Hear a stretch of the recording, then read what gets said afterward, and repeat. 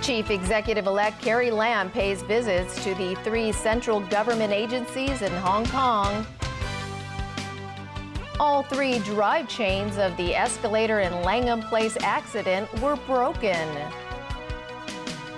And in the UK, Theresa May signs Brexit letter to the EU, and Scottish lawmakers back calls for a new independence referendum.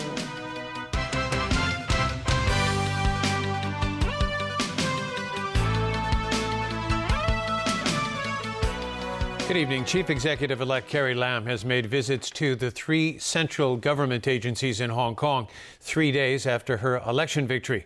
Elmi Leung with the details. A warm welcome from Zhang Xiaoming, director of the central government's liaison office in the SAR. Also greeting Carrie Lam at the front door were Zhang's deputies. The 90-minute visit came 1 day after she stressed the liaison office in Western need not worry about Hong Kong's internal affairs. There are quite a few things in my manifesto that require sort of support and cooperation from the relevant mainland authorities. So that formed an important part in my conversation with Mr. Zhang Xiaoming.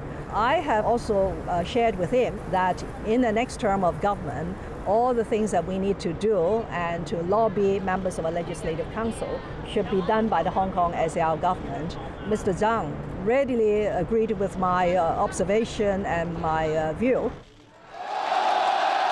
A sharp contrast to speculation about Beijing's invisible hand in backing Lam in Sunday's CE election. The chief executive-elect also paid visits to 2 other mainland bodies in Hong Kong. She met officials at the office of the Commissioner of China's Foreign Ministry in the SAR. She also stayed for about 45 minutes at the local garrison of the People's Liberation Army. The military forces are stationed here for defense purposes. According to relevant laws, the local government can request the Central People's Government to call out troops to help in disaster relief or maintain public order. Besides today's visits, the focus will also be on who Carrie Lam invites to join her new government. Lam has touted that she's all about attracting talent on merit, regardless of political affiliation. And she has also expressed a desire to appoint at least 3 female government department heads.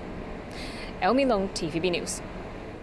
An initial investigation into last Saturday's escalator accident at Langham Place in Mong Kok has found that all 3 drive chains of the escalator were broken, and a safety device did not work as intended.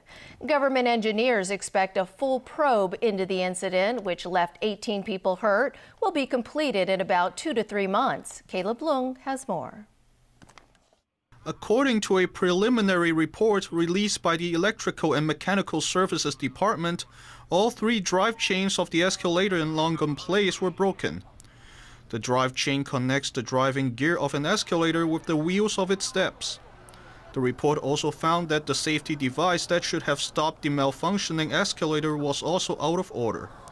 All these malfunctions caused the escalator to suddenly reverse at high speed, resulting in 18 people being injured. The department's assistant director, Eric Pang, pointed out that it's rare for such a double mishap to occur.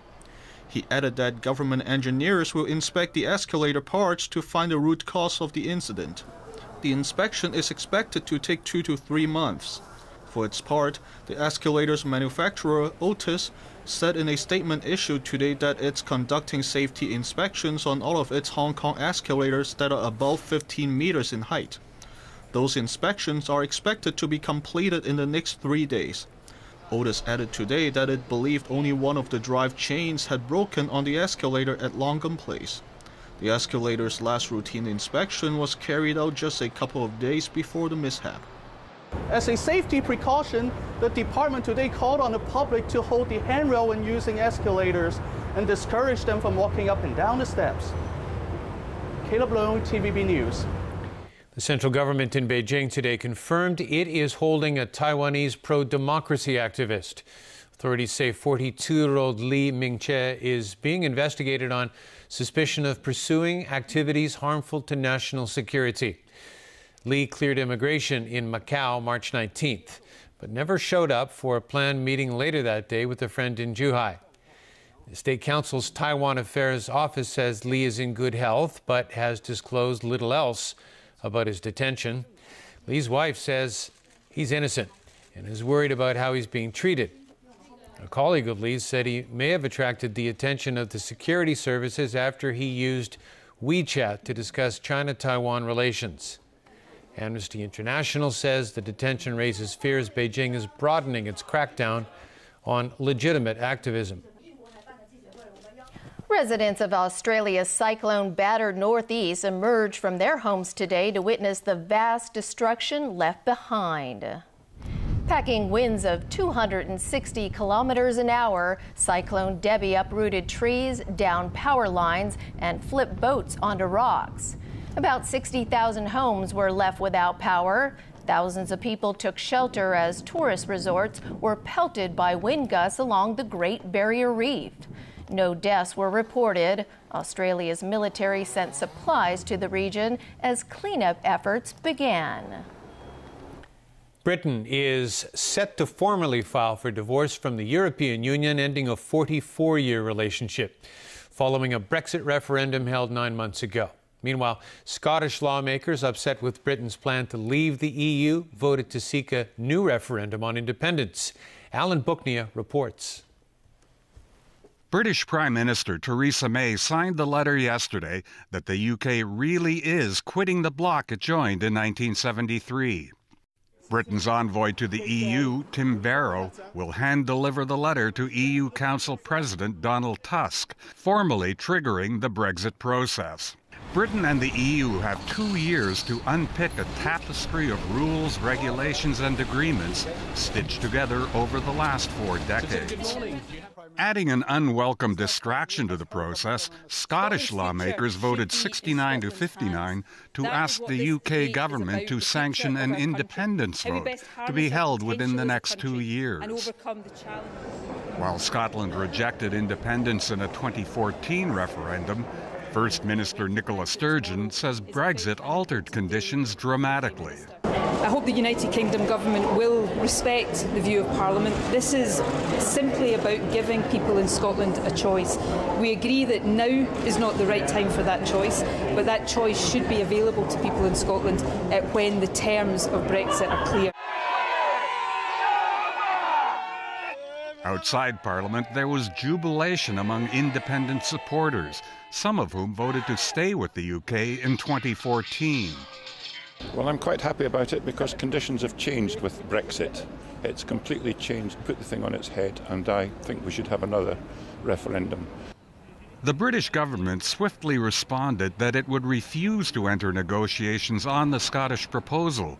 Sturgeon is hoping that after the terms of Brexit are clearly laid out, London will have a change of heart. Alan Booknia, TVB News. French police have launched an inquiry after a Chinese man was shot dead by police at his Paris home on Sunday. The incident triggered a second day of clashes between police and members of the Chinese community, as well as a sharp reaction from Beijing. James Aiken reports. Chanting "murderers," members of the Chinese community in Paris took to the streets again, demanding justice. Some protesters threw projectiles outside the district's police headquarters and torched several vehicles. Riot police responded with batons and tear gas. 56-year-old Liu Xiaoyao was shot dead at his home in front of his family after police were called to a residential altercation. But neighbors and police are giving conflicting accounts of what led to the shooting. We don't know the details for it, but we just know he lost his life, so we just came here and we want to ask to police. We want to know the situation. We want to know the detail. Police said an officer fired in self-defense during the raid when Liu attacked and wounded the officer with scissors. But the man's family denies the claim, and some reports suggest he was holding scissors because he had been cutting fish. A neighbor of the victim, who did not want to be identified, said more than 30 police cars with dozens of officers responded to the call. It was way too much, he said. One of the lawyers for the family says their account suggests police may have used force without issuing a warning first when they broke into the apartment, a violation of procedure. The incident has exposed fears and frustrations within France's large Asian community. France is home to Europe's largest population of ethnic Chinese, a community that often accuses police of not doing enough to protect it from racism. The government says the security of Chinese citizens in France is a priority and that additional security measures have been taken in recent months. Meanwhile, the Foreign Ministry in Beijing has summoned a representative of the French embassy and urged French officials to get to the bottom of the incident as soon as possible. James Aiken, TVB News. The man known as Carlos the Jackal was sentenced by a French court yesterday to a third term of life in prison. The case comes to a conclusion 43 years after a grenade attack in Paris that killed 2 people and injured 34. The Venezuelan-born Ilich Ramirez Sanchez is already serving 2 life terms. The attacks took place in the 1970s and 80s on behalf of the Communist Revolution. The third life sentence doesn't affect how long he stays behind bars. The case took so long to go to trial because it was first dismissed for a lack of evidence. It was reopened after Carlos, once the world's most wanted man, was arrested by French intelligence officers. He was captured in Sudan in 1994 and imprisoned in France. Still ahead tonight in our broadcast, workers fall into the sea in an industrial accident at a Hong Kong-Zhuhai-Macau Bridge worksite. Donald Trump signs an executive order to boost the U.S. coal industry. And the world's first fluorescent frog discovered in Argentina.